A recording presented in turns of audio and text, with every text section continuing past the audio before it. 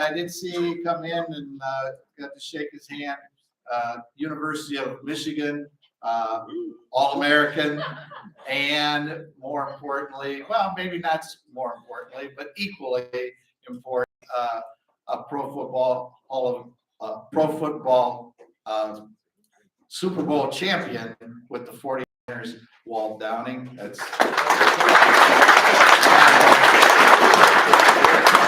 He's responsible for TJ up here. All right, club recognition, even though it's not on our screens, the sides of me, temporarily we lost our graphic.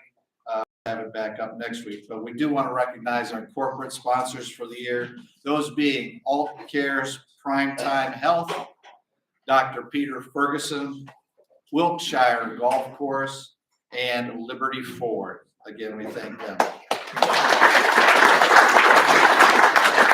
As always, to a courtesy to all around us, and especially our featured speakers, please silence or completely turn off your cell phone or anything emitting any device emitting a sound. Thank you. Our Pro Football Hall of Fame Luncheon Club media guides are 73 pages. They are selling like hotcakes in the back. Jim says about half of them are left. You may purchase them. They are $10. It's a complete history with color photos and the speakers from every year from the inception up through last year. Of course, this year's speakers will be in next year's edition. So it is updated every year, and it's kind of neat to see everything through there. Okay, concerning the 21st of this month, tickets are now on sale for our November 21st meeting, which is at the Nash Center at the Pro Football Hall of Fame. It will be our second of 4 for this season. Speakers, we do have a Hall of Famer that is going to be the speaker. I cannot release that name just yet because I don't know it yet, but we do have a Hall of Famer. And tickets will be sold today at the end from 1 to 1:15. So if you want to get one on your way out, the last time, and remember these are all pre-sales, and the last time you have the opportunity to purchase is next week. They will be available from 10 to 11:45 or the same 15 minutes following our speaker. Okay, 1 to 1:15. They are still same cost, and you do need to claim whether you want Swiss steak or scrod. The scrods will get a little fishy stamped on their ticket, and don't lose that ticket. Okay, you can't get served without it. So put it someplace that you're not gonna misplace. All right, our raffle for today, 50/50. Get out your tickets. Today it's worth $186, and Jim Osborne will be bringing the winning money to the winner. So here we go.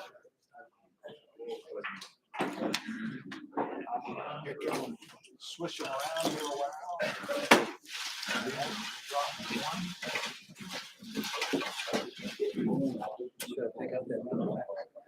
Whatever.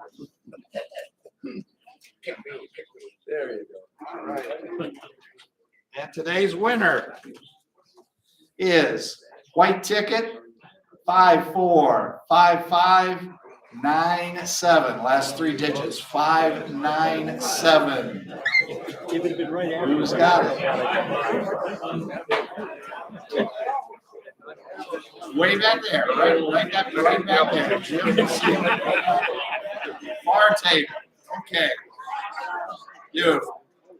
Next week, our speaker will be Brian Wire with Robert Edward Auctions, sports auction and memorabilia. They have sold some of the most expensive cards ever to be auctioned off, and going to be an interesting, I'm sure he'll be filled with all kinds of stories. So get out that mantle from your attic and bring it. He'll make sure you get a good price for it. Introducing today's speaker, Ron Lemo. Again, without further ado, let's call up Ron.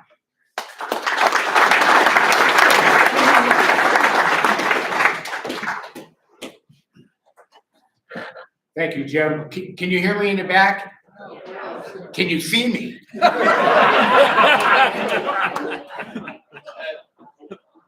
I am trying to figure out why I ever got selected to introduce Jerome. I'm a McKinley guy.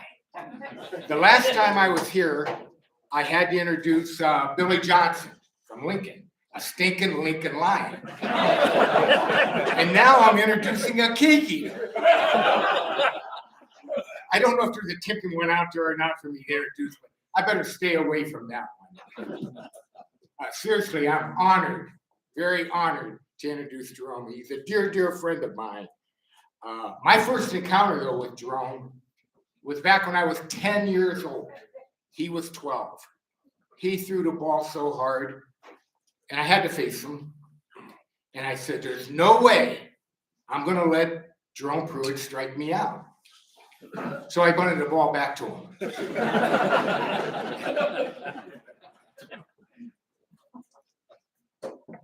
Jerome, people here don't really know how good Jerome was because he left so early. He's 17 years old, he signs a pro contract. 15 years old, he was pitching in the Class A league for a short time. But Jerome threw the ball so doggone hard when we were in high school. If most of you know, they took a converted infielder, I think his name was Munson, and made a catcher out of him. Because nobody else could catch Jerome. Jerome threw the ball extremely hard. I want to make sure I get my words straight here. Although through playing baseball with Jerome, we forged a better relationship in business. I was always looking for someone to carry our freight, and Jerome was involved with a Preston Truck Company back then, and he carried all my freight. And I never had to worry about a shipment getting to where it had to be. So out of that, we grew a great friendship. Excuse me. That one might be the one to read from. No. Once again, I wanted to press the fact that Jerome is what I want to call in this area a hidden treasure. People didn't get to see him because he left at an early age, screwed up his arm, and before you know it, he was back. But while in the minor leagues, his 1966, he was 13-7 with a 2.81 ERA. He struck out 156 batters in 161 innings.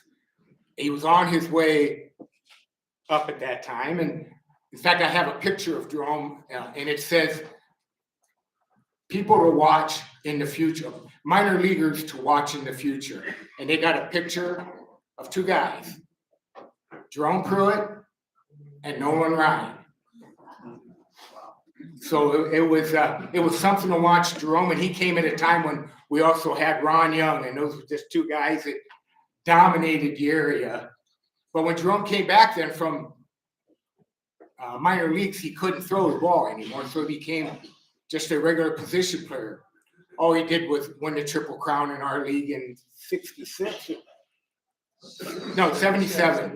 He led the league in the Triple Crown. He also, I think about every year he led our league in home runs. And while in the minor leagues, back then the pitchers hit, Jerome had a lifetime batting average of .292, which is pretty doggone impressive. So after not being able to throw anymore, and he can get into that, where he actually tried to become a position player. But Jerome is just a dear friend of mine. I think the world of him. Jerome knows how to talk, but he can back up everything he says. And I am happy to call him my dear friend, Jerome Pruett.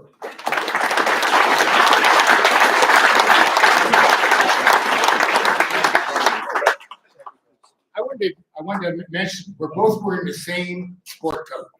I did not know that Jerome shopped at Goodwill. Inflation. It drives you to do crazy things. Cost of living. Pick up all my stuff right here. Yep. Wherever you need to be. I've been known to talk loud without a microphone, okay? So if I'm too loud, you got two choices, put on earplugs, okay? Or just bear with me or we can turn the microphone down. Thanks, Ron, okay? A little bit something about him. This guy is so committed and honest. If it's too bad he's not about 35, 40 years old in the job market, because you'd hire him first, okay? That's what kind of a great guy he is. He didn't use the word ghost. We kind of went over some of this stuff about a week ago. He said, Jerome, you were like a ghost. You left. Nobody knew what was going on with you. He said we were all caught up in our own lives with family and kids and playing in the Class A league and bowling like he was. And I just want to let everybody know that this isn't really me, it's the ghost. For about 30 years, I had a couple positions with the Greater Stark County Baseball Association, back then called the Old Timers. And seeing all of you people out here after 30 years of standing up here and giving awards for Hall of Famers, as Yogi Berra said, it's a deja vu all over again. So thank you everybody for coming. And for me, this is like home cooking. I mean, Stark County, you got to be kidding me. All the different sport categories and all the professional ball players, they came out of here in every one of those. All right. But to be a part of this since you were basically 9 years old in Little League and to be able to share some of the highlights of my story is quite an honor. So I'm just going to talk to you like I know everybody, and I know about half of you. All right. So if you have any questions when I'm speaking, because time will get short, okay, raise your hand. All right. If something's fresh in your mind and you have a question, just ask it anytime. Otherwise, wait until it's all over, and I hope we have time for it. No political questions. No political questions. Okay. For those 30 years, Jaime Williams usually was our MC, and he did a fantastic job. And because of the age group of everybody, if I mention their names, you're going to know who they are. I was speaking to a high school class that threw me off because they couldn't relate to anything. But Jaime would stand up here, and one of the first things that came out of his mouth, and I loved it, was, some people have mic fright. They're afraid they're going to get the mic in their hands, and I'm afraid I'm not. Okay? I loved it, and I've never forgot it. Yeah, he was a great guy. RJ, there you are. I don't know how you invited me, all right? For a guy that technically didn't throw one official major league pitch, I get to stand up here and share a lot of what happened to me. So thank you to the committee. And once again, thank everybody for coming. Yeah, I did some things, but you don't get better by working at what the Lord gave me. It was exceptional, okay? And I really think, I have a conviction, I could be wrong. Talk to a psychologist if you think I'm wrong. Qualify what my opinion is, but I think everybody's born with a gift, some gift. It could be a numbers gift, it could be a chef's gift, but you know, whatever your aptitude or your physical ability is, you're born with it, okay? And if anybody wants to contest that, see me afterwards, because I'll tell you a little bit about yourself you might not even know. Well, saying that, I got a gift. I didn't work at this. I worked hard, you know, at refining pitching and hitting, but I didn't work at this. It was just God-given, okay? So the way the story starts, and I'm going to try not to bore you with a lot of this stuff, and it's like a a speech professor up at Kent State Stark. When I came back from pro ball, I started up there, and he said to the whole class, he said, now limit your time to 20 minutes, because if it's more than 20 minutes, people don't want to hear it, okay? So I don't know if I get through this stuff in 20 minutes. And again, if you ask questions, we're not going to get through it in 20 minutes. But it's just a gift you're given. And I don't think I was given many other gifts, maybe talking too much, okay? But I don't think I was given many other gifts. But I did get that one. And my dad, he always said to me, from the time I was about 14 years old, I was making a name for myself. He heard some of this stuff from Ron. And he said, son, don't brag about yourself. Because I had a tendency to do it. He said, if you're good, people will know it and they'll brag about you. So Dad, I apologize. I'm trapped. I have no recourse other than disclose some of this stuff. So anyway, bear with me. Oh yeah, today's my birthday. Oh.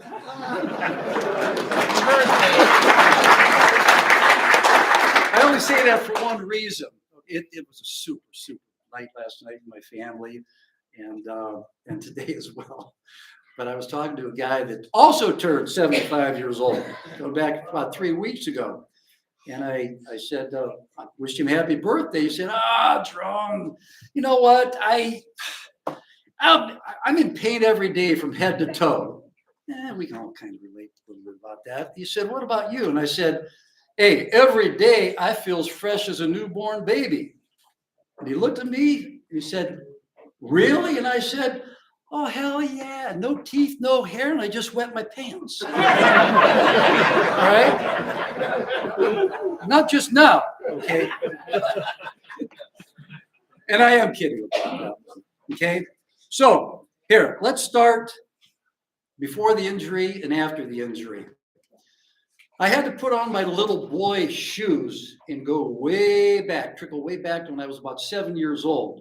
Now, where my parents lived at the time, and I think most of you might know where this is, 13th and Struble, right behind Gibbs Grade School. Some of you went to Gibbs, okay? So it was right there, and there was a little field next to our place. And I had a tendency to hang around the big kids. I was 7, they were 8, 9, and 10. And I remember they were making a big to-do about me throwing the ball so far. Not hard, but just far for a little shaver. And that stuck with me. I thought, well, wait a second. They're the big kids. They should be able to do this. Yet I can do it as well as they can right now. And I'm 2 and 3 years younger. So you always need a driving mechanism to get you where you're going. I mean, if the coaches don't motivate you, the teachers don't motivate you, you better motivate yourself. If you believe in yourself, and I did believe in myself. I don't want to sound cocky, but I believed in myself. So that became a passion. So went down. We had, Wade Hostetler and Jim. Where's Jimmy? Wherever his hand. Okay. All right. You can relate to all this. We had Shanafelt Field. And when you're 9 years old and you walk into Shanafelt Field, it's the major leagues of little leagues. I got a chance to be a major leaguer on a major league little league field, while the rich kids up in the Northeast End had Mulheisen Field on 25th and Market. That was garbage compared to what Mr. Shanafelt built us. So when you walk into that place and you have dugouts, you have phones from the press box to the dugout, you have warm-up mound, major league mounds, you have a grass infield. It was a riot to have all the rich kids come down from the Northwest End and be afraid of that lip where the grass met the infield. It kind of traumatized them. But there was nothing like walking into that place. So anyway, 9 years old, I made the cut. Remember the cut word when you were in Little League? You had nightmares over, you're going to get cut? Am I going to get cut? I don't want to get cut. I love this. All right. So I went up to one of the coaches. I was 9. And I said, and he was just an assistant coach. And I said, Mr. whatever his name was, you don't think I'm going to get cut, do you? He said, well, I don't know. You'll have to ask Tubby Sergo, Mr. Sergo, Coach Sergo. Everybody remember Zeke Bianchi, Tubby Shergo? Phew, I didn't get cut. Now you get a Mighty Mite cap. A Mighty Mite cap, Wade, Jim, is a badge of fraternity. You have something on you that you wish other kids will never have because you want to isolate yourself in the elite that has a Mighty Mite cap. So that went on, got a chance to, when I was 10 years, I played shortstop, and I got a chance to dress for the major league team. I only got one tournament game, got a double. I was lucky, but the other guys couldn't hit him because he was so slow. So anyway, 1 year later, they asked me if I wanted to pitch. And this is my first ever trophy, ever. Can anybody see that? Ronnie said it was less than 75 cents back in the day. But all the team trophies and individual trophies I ever won. This is the guy right here. We won the Jewish Center tournament. Where was that? Was that on 55th Street? The old Jewish Center Lake baseball field? Does anybody, is that where it was? Mark, you would know that. Yeah, exactly. Exactly. Yeah, we swam in it. What is this? It was complete, never mind. Center Lake. Center Lake, that's what it was. So anyway, Tubby asked me if I wanted to pitch. And I said, yeah. So that was the first game I ever started as a pitcher. And I don't know what happened, but it was good. Okay. So then I became a pitcher. So I got caught in a quandary. Am I a pitcher or am I a hitter? I'm a pretty doggone good hitter. All right. But maybe I can do both things. So as time went on, 11, 12 years old, did really well at both things. Now it's time to go with the Huskies. This was categorically in quadrants of town. You had different teams. All right. And that was one of the very first times I met this tenaciously competitive guy by the name of Thurman Munson. He was right up my alley. I mean, he was competitive. He didn't want to lose, and he wanted to beat your butt at everything. I was kind of the same way. Okay. So we had such great times. I mean, great times. Nothing ornery, just great young kid times. But Thurman didn't catch that. As Ron said, he was a shortstop, and he was a good one. He was a good one, real good, and a good contact hitter. We set up in the batter's box a little bit differently. Thurman was a little bit smarter hitter. No, Thurman was a much smarter hitter than I was. I got in the batter's box, dug in, and I wanted to hit every pitch over the fence. I was able to make contact too, okay? Thurman didn't do that. Thurman lagged the bat back. He watched the pitch into the bat, and wherever it was, center field, right center field, right field. He always would beat me by 20 or 30 points hitting, okay? And I just couldn't quite decompose myself to not want to hit home runs, okay? Thurman, on the other hand, he wanted to pitch like I could. It wasn't going to happen, okay? He located the ball. He was kind of a pitcher's pitcher early, okay? I'm just throwing it by you, okay? Good luck, and I hope you have a good day. So, like I say, we were the best of friends. So, advance on to, I'm going to jump up just for a second here. Jack Onesto. Jack was a nephew of Mr. Onesto, whose name is still the namesake on that hotel downtown. And he coached our post 44 American Legion team. And Jack said, Jerome, he said, why do you want to hit? I said, because I can hit. I'm 14 years old. No, I'm sorry, I'm 15. He said, why do you want to hit? And I said, because I can. You might want to use me. And it reminded me of the movie, The Christmas Story, when Santa Claus, I think it was Santa Claus, looked at the young man when he got the BB gun and he said, you know what? You're gonna knock your eye out, kid. Jack looked at me and he said, "You're a pitcher, kid." Mr. Ernesto, I can hit as good as anybody on this team. "You're a pitcher, kid." So I had to live with that all the way through American Legion ball. So at the end of that season, I'm 15 years old. We win the league, obviously. Didn't lose too many games all the way through my life, locally. So anyway, we're playing up in Lakewood, and my dad after the game, I threw a good game. My dad after the game said, "Hey, there were a couple scouts sitting next to me." And I said, "Oh, really?" He said, "Yeah." And the way he tells me the story, the one scout looked at him and said, "Do you know who this kid is?" And my dad said, "Oh, yeah, he's my son." Probably something like that, okay? And he said, "Does he play any other sports?" And my dad said, "Well, he's a quarterback in the reserve football team at Lehman, The guy looked at him. I think it was a Cleveland Indian scout. There were Cub Scout, John Strezza, and this guy, I forget his name.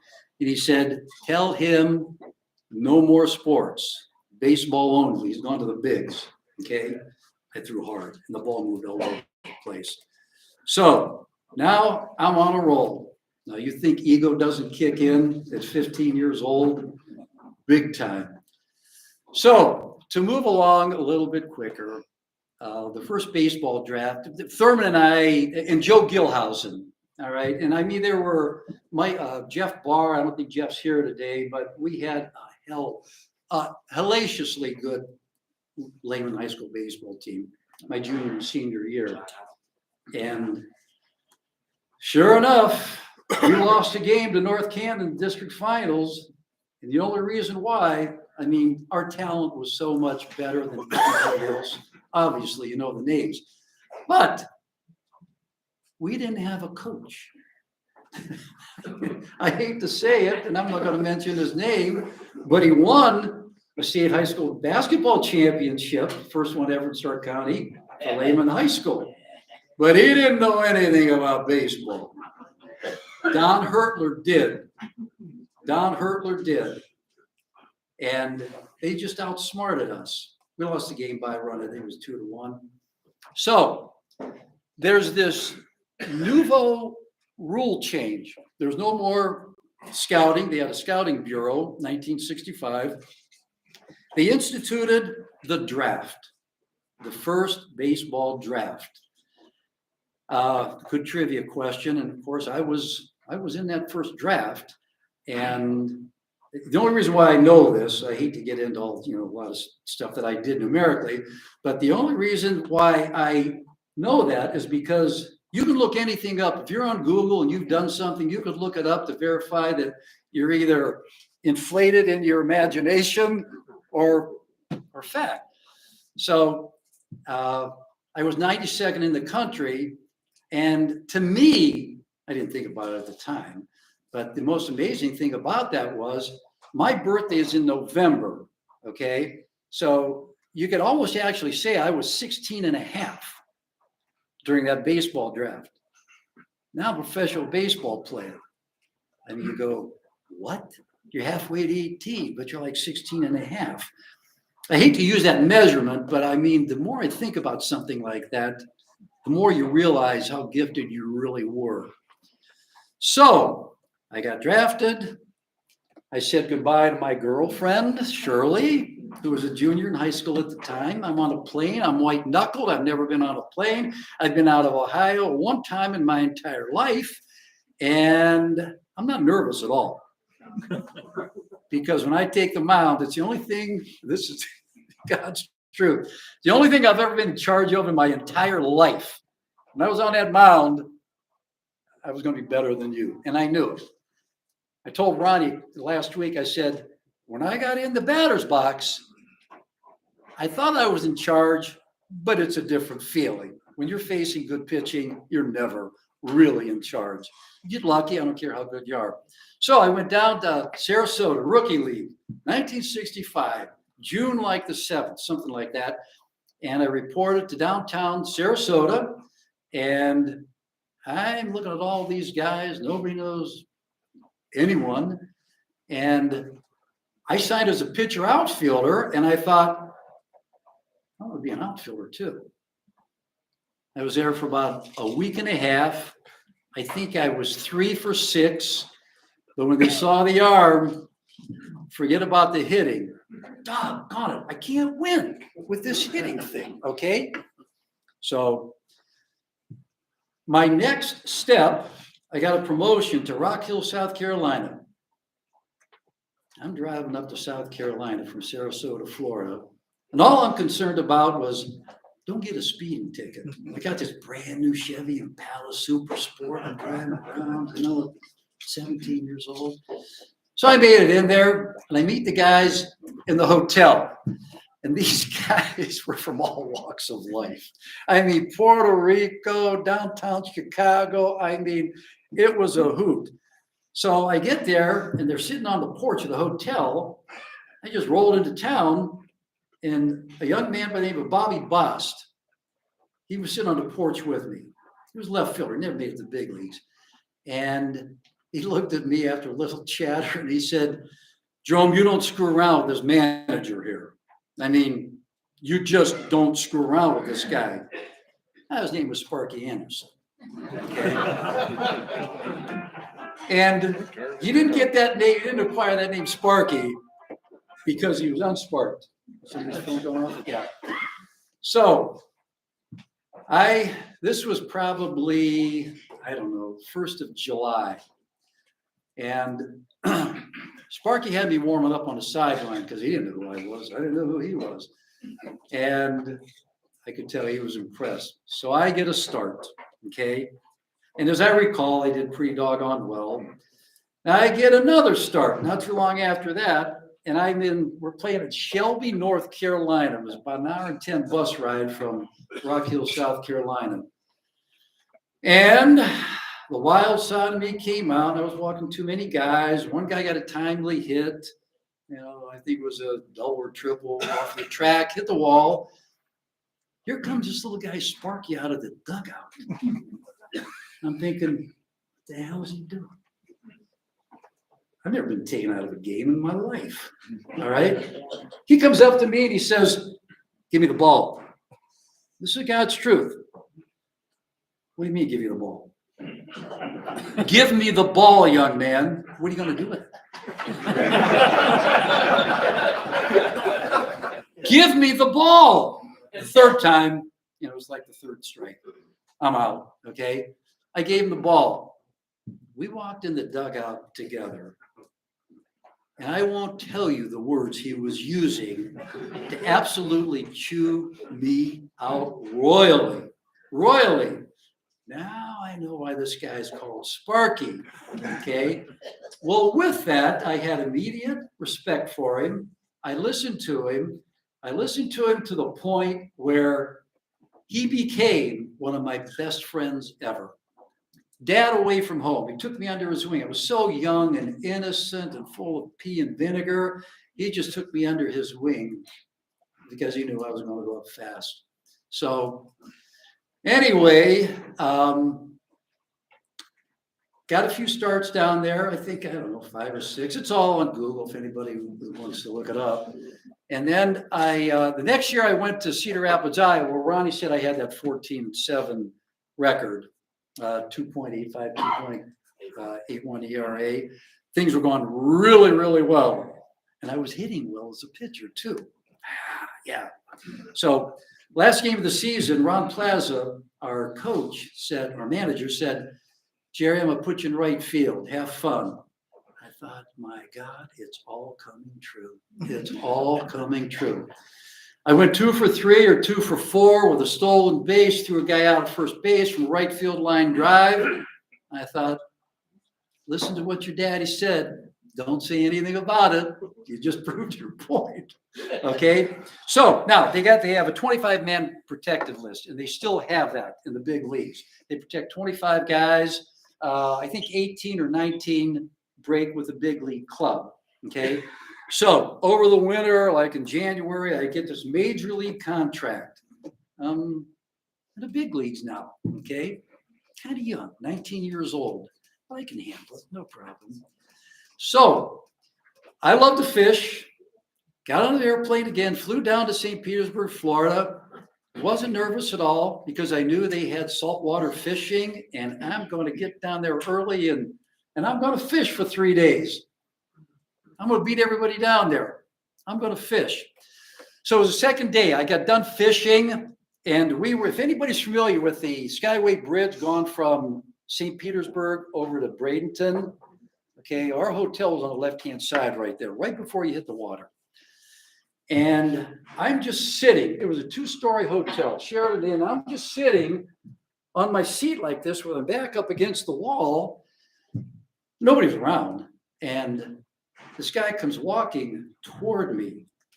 And he got from about here to the wall back there. Oh my God, Roger Maris. Roger Maris. I hope he doesn't walk up to me. Well, he did. He did. There's a reason for it. So he said, hi, are you a ball player? And I'm 5 years from shaving yet, 19 years old. He said, you a ball player? I said, yes, sir, Mr. Maris. He introduced himself. And I said, really, really a pleasure meeting you. And I felt like saying, I got your baseball card in my pocket. You don't have to. He said, well, my family is not going to be down here for about a week and a half or 2 weeks. He said, I don't know anybody. I just got here and signed my contract with Mr. Bush. He said, do you want a room together? And I mean, is this real? Is this heaven? A field of dreams? A parking lot of dreams? I don't know. So we did. I got on the phone after that and I called my dad and I said, you sitting down? And I told him, I don't think you spoke. I don't think you spoke. That was up 67. That was only what? 1961, right? Roger broke the home run record. That was only 6 years later. Okay.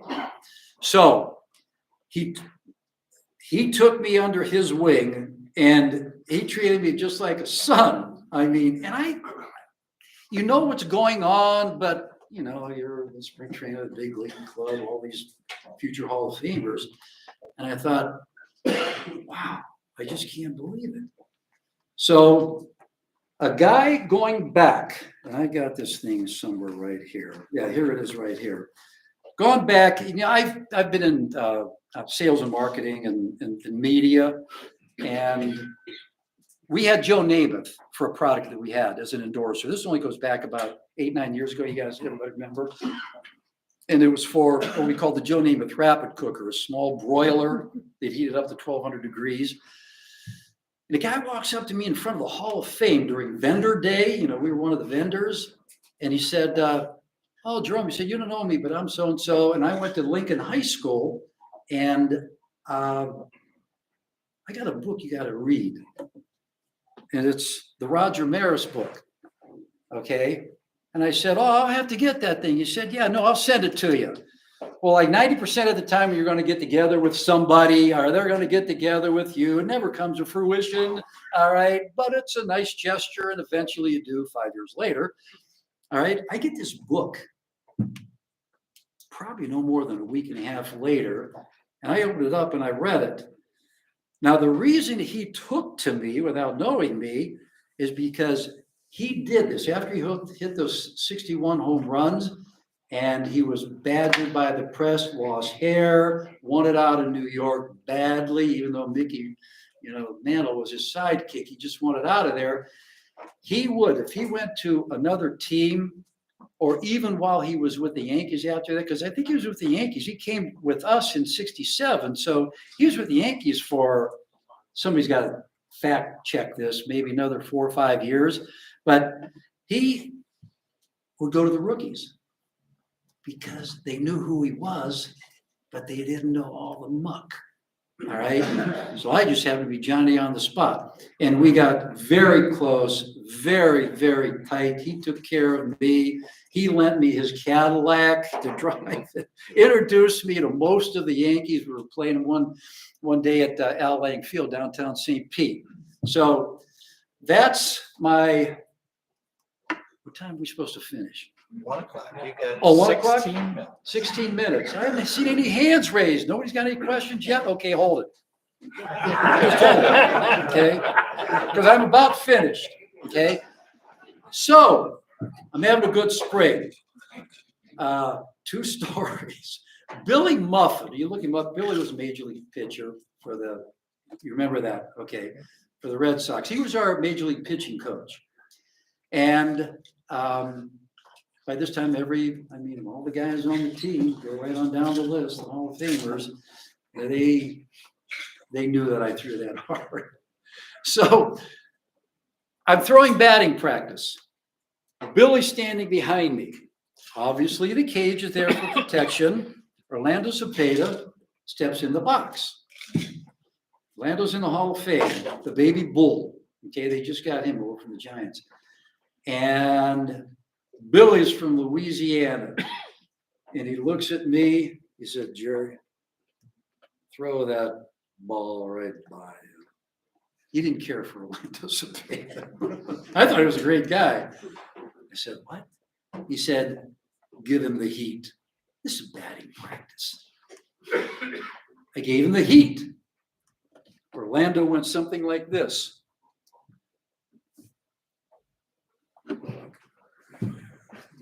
Billy said, another one. I said, Bill, you're kidding? You're not kidding, because you're a big kidder. He said, throw right by him. I did. Orlando grabs the bat, comes out of the batter's box. He's walking toward the mound, and I think he said, Pruett, you do that again? He said, men. Okay? I said, Bill, shut up. Yeah, and it happened just like that. Okay, so things are moving along. I'm having a good spring. I faced the Mets a couple times. I faced the Orioles a couple times. One game, I'm almost sure I'm accurate about this. Myself and Mike Torres, who had a nice major league career, we were the phenoms, the next quick generation of starters, okay? So we're playing right there at Al Lang Field once again, and all of a sudden, Gibson, the famous Bob Gibson Hall of Famer, he comes up to me. Things kind of got quiet. I'm playing catch with Pat Corrales, out in front of the dugout. Just short toss, and things were kind of getting quiet and a little bit of movement, not normal. Gibson, who we called him, comes up to me. Rookie, come here. What did I do wrong now? Because you're still at that age. What have I done wrong? Like the principal grabbing you in high school. What did I do wrong? Come here. And he won't leave my arm alone. He walks me over to the batter's box in Al Lang Field, which was a marvelous major league spring training facility. And he said, what is that? What is what? Dirt. I said, who? What is what? He said, what is that? Those white lines. I said, the batter's box. Who owns that? He says. He's adamant and firm. I couldn't believe it because my buddy, everybody's your buddy, all right? Great guy. I said, Augie Bush. I thought that was the answer, okay, but I knew it wouldn't make any sense. I thought it was the answer, ding-a-ling. So, son of a gun, he looks at me and he says, you owned that batter's box. Now, Bob had a legacy, all right? Chin music. He'll back you off. He'll hit you, okay? So, he said, if I ever hear of you allowing anybody to dig in and the report gets back to me that you don't knock them on their fanny, I mean kind of in the words, he said, you're going to answer to me. I don't know what's going on. I really don't know what's going on. So 5 minutes later, I'm in the dugout and Al Jackson, little reliever that came over from the Mets to us. He said, Jerry, come here. I'm going to tell you something. And he proceeded to tell me Bob did that deliberately because probably in about the middle of the season, we're going to bring you and Torres up. And we're going to give you a start or two just to condition you to see what it's like. We have a good team. Chances are we won the World Series, okay? Chances are we can afford to lose a game. What do you mean? Lose a game? Yeah. I mean, I wasn't just really used to losing when the arm was okay. So anyway, that all went down, and it was just absolutely surreal knowing that you were going to be called up sometime in the middle of the year, the both of us. And you're going to get your official major league start. Well, unfortunately, the only down that I ever really suffered was about 2 weeks later. I think spring training was about 6 weeks. And about 2 weeks later, damn it, I'm warming up there at Al Lang Field, and something is hurting a little bit. Warmed up to the extent of warming up, didn't hurt. Threw 3 or 4 innings. Oh yeah, I forgot to tell you, we threw a no-hitter. Torres and myself and kid by the name of Joe DeFabio combined on that no-hitter. But that wasn't the game. Anyway, it came back then, all right, after that game. Next day, I was in pain, and 2 days later, fine, warm up. There's the pain again, went right away, had another warm up. We had an inter squad major league, St. Louis cadre, the other half the cadre, they made separate teams. So I got to start for the one team. I had really, really good outing against my own teammates. And damn it, it started hurting again. So to make a longer story short, they invited Mike Torres and I, and Steve Hunt from Cleveland. He was one of our shortstops, and he was going to come up at some point in time too.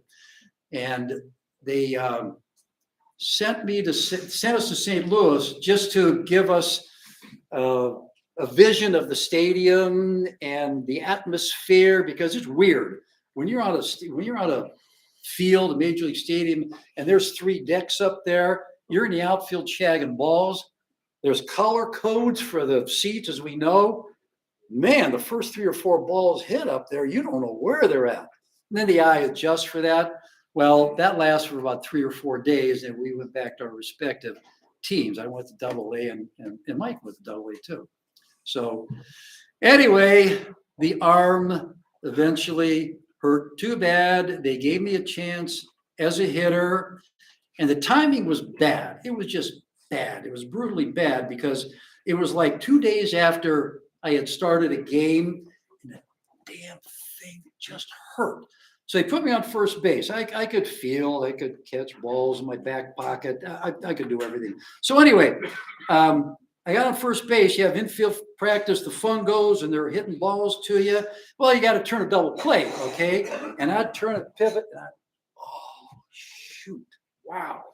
So I hung around for about another 2 weeks, and I do have to show everybody this, got this memento for hitting, okay? Joe Medwick, Triple Crown winner. You remember everybody. He gave away 3 bats to 3 hitters, okay? And believe it or not, he gave me one of his bats. In his impression, I was one of the top 3 hitters, okay? So it's not far-fetched. It's absolutely true. However, the arm was still hurting. It didn't go away in like 2 or 3 days. So that was the end of it. That was the end of it. So I came back here. It's time, guys, girls. You got 6 minutes. Yeah, it's 6 minutes? Okay, good.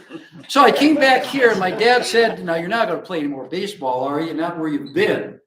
And I said, "Dad, how can I give up the thing I love? I'm 21. How can I give up the thing I love? I can't do it." He said, "Well," he said, "you're going to do whatever you're going to do." So Earl Schreiber from the Timken Company called me up and said, "Jerome, you want to play for the Timken Company?" as a hitter? I said, well, sure. So I did for Paul Menegate. Paul was a manager, super manager. And that lasted a year. And Timken Park, everybody here remembers the decline of Timken Park. That was the end of the team. So Maury Rosenberry from Viking Sporting Goods, original pioneer of Viking Sporting Goods, we opened up in the Class A League as Viking Sporting Goods. Okay. Now that's about the time Ronnie and I became enemies. We didn't know each other very well. Okay.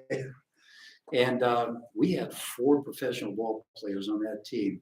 Tom Moser, myself, Jerry McConnell, and golly, I'll think of his name. I can't think. Monty Bond. And we just seamlessly flew through the season to the championship. So anyway, went through Viking Sporting Goods, and now it's Isler's Refuse. Okay. And I just remember this as a reference year, 1976. I was sitting in the dugout and I said, it's a darn shame. Nobody will ever win the batting championship on this field. We nicknamed it the Hoover Vacuum because the grass was so thick and nice.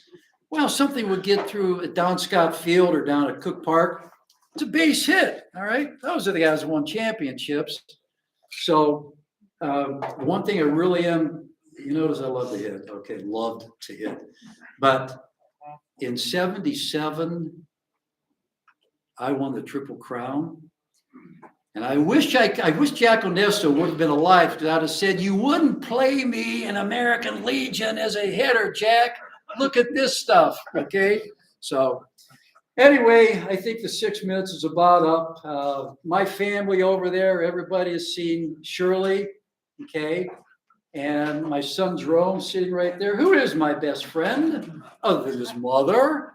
Okay. And don't tell Derek I said that. RJ and my second son, Derek, went to school together, okay? He's in California, so that's kind of a barrier, okay? And his lovely wife, Tammy. And I have my nephew, Miracle Plumbing and Heating over there, Kyle Brown. And my cousin, my first cousin, Tony Coolidge. So I wanted to make sure I wasn't remiss. And friends, golfers. You don't get anywhere without people. All of us in sales totally understand that. All right. You treat people nice, smile, say nice things on the way up. They'll never forget you on the way down. So I know everybody knows this, but I'm emphatic about that. So anyway, that's pretty much the story. I had to leave out some of the little details, but I don't think anybody's going to miss it. And thank you for not walking out after 20 minutes. Yeah, I mean that. Question.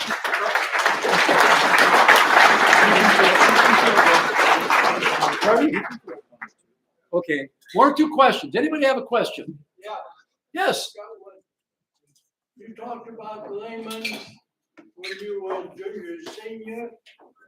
There were 3 players off that team that went ahead in pro or college or high school and named stadiums after all 3 players. Probably the only country, the only school in the United States that has 3 baseball stadiums named. Can you name them? It's unbelievable.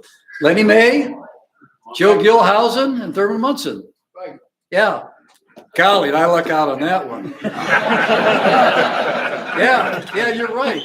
And Joe Gilhousen to this day, Joe and I, he has a place down in Florida, but he comes back in like April, May. I'll be right with you. Hold on. Joe said, now Joe won 2 state championships with Glen Oak, okay? And he was always, gone to the regionals.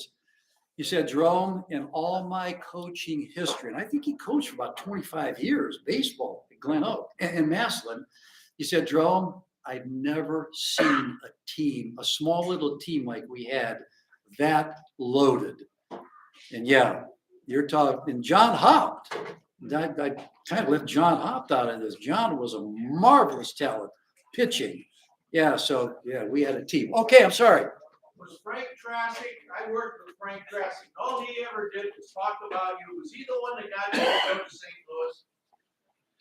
I wish I could say yes, okay, but now again, I didn't travel with him on a daily basis. He may have known somebody, okay, but since it was a draft and number 92 fell in the 5th round, I don't know how you could control some of. He worked at the Hoover Company, I worked with him, and he was a scout, he played for St. Louis, not a very big guy. Frank played. Oh, I know him well. Yeah, Yeah. Frank played pro ball. I did not know that. He Thank always you. talked about you every day. Yeah. Except I'm not going to tell you the one story. I hope he didn't tell you that one.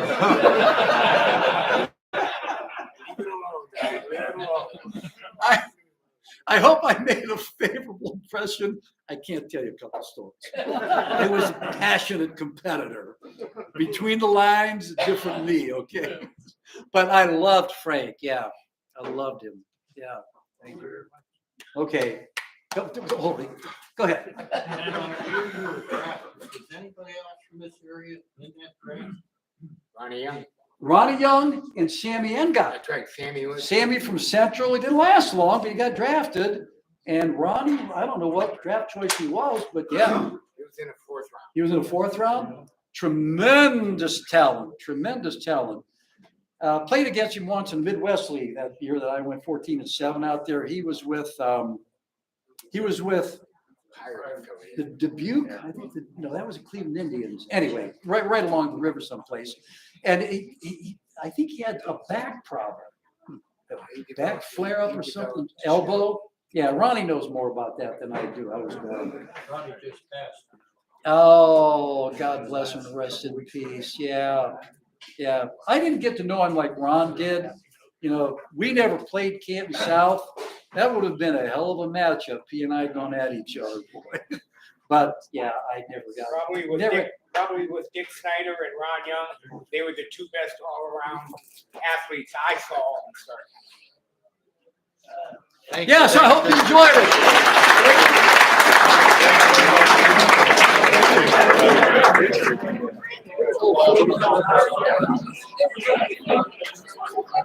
Go back,